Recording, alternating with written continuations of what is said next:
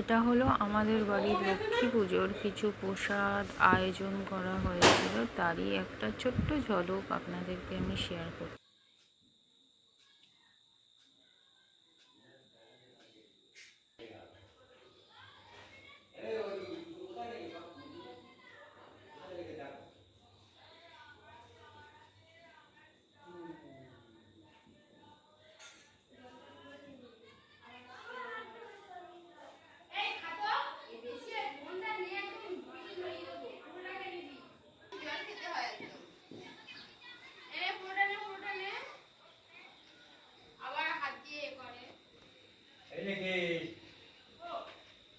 কি করছিস?